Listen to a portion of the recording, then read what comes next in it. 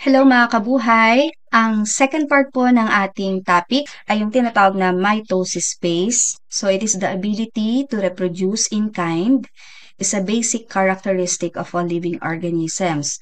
So pag sinabi po nating in kind, means that the offspring of any organism closely resemble their parent or parent. So ibig sabihin, magpo-produce po tayo ng daughter cells na identical pinaka-parent cell.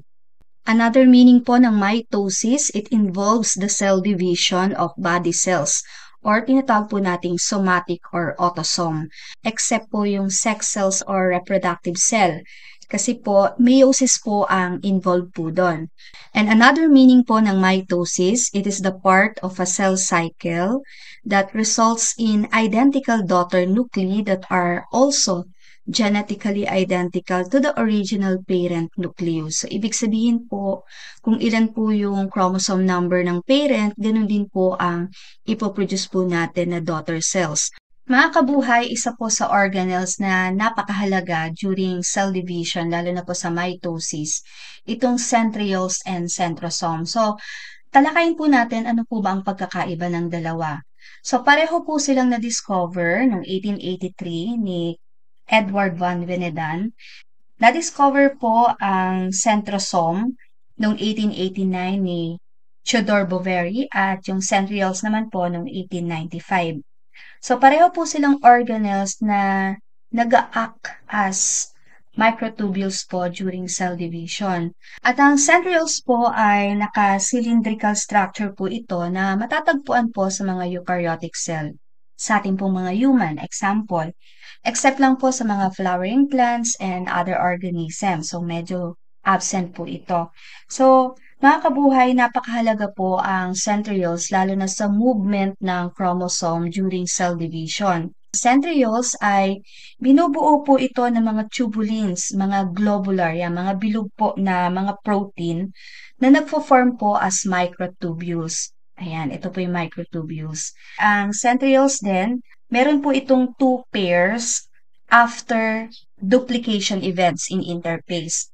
So, ibig sabihin po, sa bawat cell, bago mag-interphase, isang pair lang po yan. Next po natin, what is centrosome? Ang centrosome po, in animal cell, so sa ating po mga human, ay has a pair of centrioles. So, sa bawat centrosome, meron pong isang pair ng centrioles na nakalocate po na malapit po sa nucleus. Ibig sabihin po, once na nag-undergo din ng interphase ang isang cell, so magkakaroon po din ulit ng dalawang centrosome. Kasi normally po, isang centrosome lang sa isang animal cell. So, naka-perpendicularly arranged po ito sa centrioles. So, mga kabuhay, ang centrosome po ay isang organelles nag-act as microtubules. Siya po yung nag-organize dun sa center ng cell. Siya rin po ang nagre-regulate ng cell cycle. At napaka-importante po ng ginagampanan ng centrosome during prophase, yung first phase po ng mitosis. At tandaan po natin, ang centrosome po ay tumutulong din po para sa cell division, lalo na po sa pagpoproduce ng spindle fiber. Yun po kasi ang magi-in place dito sa mga chromosome. At this point po, ang mga chromosomes, hindi po ito makikita with an ordinary microscope. At makikita din po natin na ang mga chromatin, very long, very thin. So, nakakompress pa ho sila doon sa pinaka-nuclear envelope, no? Or sa nucleus po natin. Pero po, yung centrioles, naka-covered ng centrosome, nag-replicate na rin. So, meron na po tayong two sets of centrioles and two centrosome. Mamaya po magmamigrate po yan into opposite pole. Mga kabuhay, apat po yung phase ng mitosis proper or mitotic phase. Ito po yung prophase, metaphase, anaphase, and telophase or what we call the PMAT. So first po yung prophase. Sa prophase, yung chromosomes, makikita po natin medyo visible na siya using ordinary light microscope compared po natin sa interphase no, na very long, very thin. So dito po sa prophase, medyo thicker and condensed and shorter yung mga chromosomes. Kaya makikita na po siya sa microscope. At ang chromosomes po sa prophase ay kinokonsist pa rin ng sister chromatids at ito po ay ina-attach no, ng tinatawag pong centromere or the centromeric region, yung pinakagitna. At makikita din po natin sa prophase na nagkakaroon na po ng spindle fiber or the early mitotic spindle fiber na galing po dito sa ating centrosome at sa ating centrioles. Yung two pairs po natin ay unti-unti na pong nag-move no, to opposite pole, pero hindi pa siya talaga totally naka-away from each other. So, nag-move pa rin. Then,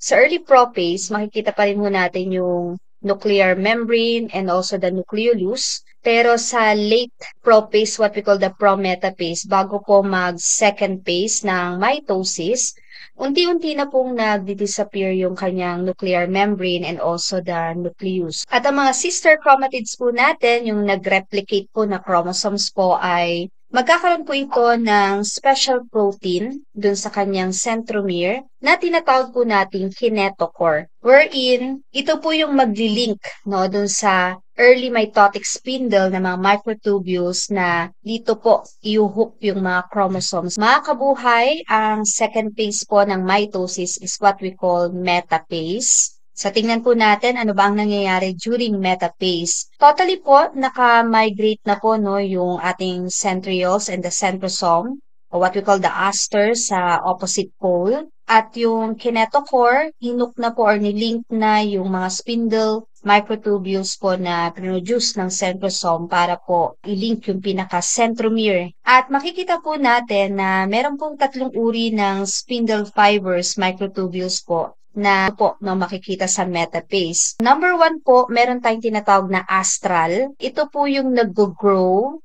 near the centrosome. Tinatawag din po siyang aster, no, from astral. Pangalawa po, meron tayong tinatawag na mga polar microtubules. Ito po yung away from the centrosome or dun sa centrioles din po. At last po, meron po tayong tinatawag na kinetochore microtubules. Ito naman po yung naka-attach no, na mga microtubules dito po sa kinetochore ng bawat sister chromatids. Dahil mga kabuhay, dun sa mga spindle fiber, meron po tayong tinatawag na non-kinetochore microtubules. Ito po yung mga spindle fiber na hindi po naka-link or naka-attach dun sa kinetochore ng mga sister chromatids. So after po na i-hook or naka-link no, yung kinetochore microtubules sa sister chromatids, so, ida-direct niya po or magko-control sa movement ng chromosomes na dalhin sila dito sa center ng cell na tinatawag pong metaphase plate or the equatorial plate. Meron po ditong checkpoint na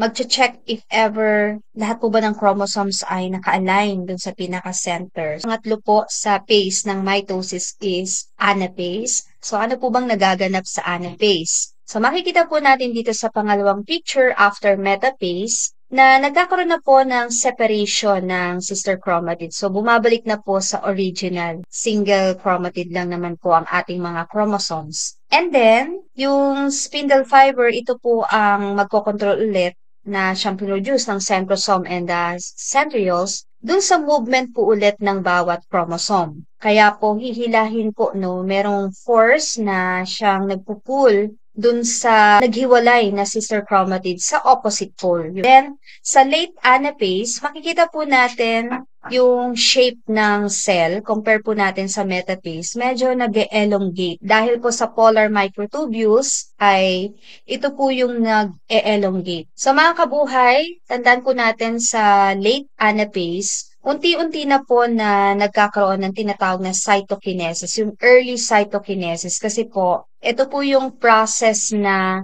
maghihiwalay or hahatiin itong cytoplasm. Sa last phase po natin is what we call the telophase at kasabay po nito yung cytokinesis or the separation of cytoplasm. So ano pong nangyayari sa telophase? Dito po sa pangatlong picture, makikita po natin na after na mag-elongate, di ba, dito sa late anaphase, ay unti-unti pong nagkakaroon ng pinch dito sa pinakagitna ng cytoplasm na tinatawag pong cleavage furrow. So, unti-unti po itong nagkakaroon ng hati. So, ito po yung tinatawag na nating cytokinesis. Ang tawag nga rin po dyan is contractile ring. At makikita din po natin na yung mga chromosomes na naghiwalay, di ba, yung sister chromatids, at unti-unti pong nagkakaroon ulit ng formation ng nucleolus and also the nuclear membrane. Kita po ninyo yung mga fragment. Unti-unti po siyang nabubuo po ulit. So, meron po ditong mga checkpoint po ulit kung talaga bang nag-segregate or naghiwalay totally, no, yung chromosomes. Kasi kapag hindi po ito totally naghiwalay, lalo na dito sa late anaphase, hindi po mag-i-start yung cytokinesis. So, yun naman po yung kagandahan ng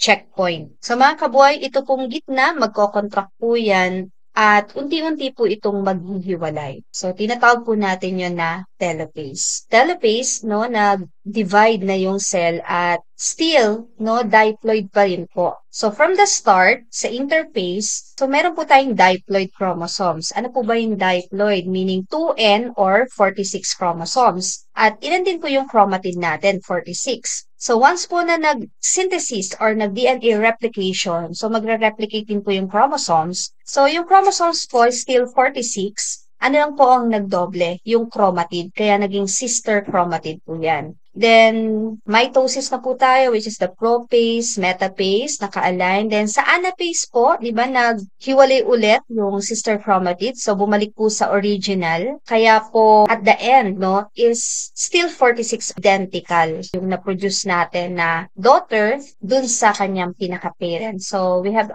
46 and 46 chromosomes. Mga kabuhay, ano po ang pagkakaiba ng animal cell and plant cell during telophase? Sa telophase po, may cleavage furrow, yung animal cell. So, nagkakaroon ng contractile ring. Pero ang plant cell po, wala po. So, karaniwan po, ang plant cell, wala pong cleavage furrow, wala pong contractile ring. So, ano lang po ang meron? Instead, meron po silang tinatawag na cell plate. Kasi nga po, ang plant cell ay double-walled. Hindi lamang po cell membrane meron po ang plant cell, kundi cell wall. Tapos may mga cellulose, hemicellulose pa po. At the end, ang telophase pa rin po sa plant cell, meron pa rin po tayong two cell, no, na nag-divide at identical din po to each other. At kung ilan po yung chromosomes ng plant, kasi karaniwan po sa plant cell is polyploidy. Still, yung daughter cell, parehong-pareho po dun sa pinaka-parent cell. Kaya mga kabuhay, natapos na po natin ang cell cycle and cell division, which is mitosis. Sana po naintindihan po natin kung paano nag-divide yung ating cell. Basta tandaan po natin, nakafocus po ang mitosis sa autosome or sa body cell. Hindi po yun sa pagpo-produce ng reproductive cell. So, meiosis naman po yun. So, abangan nyo po ang another video po na papaliwanag ko po yung tungkol sa meiosis 1 and meiosis 2.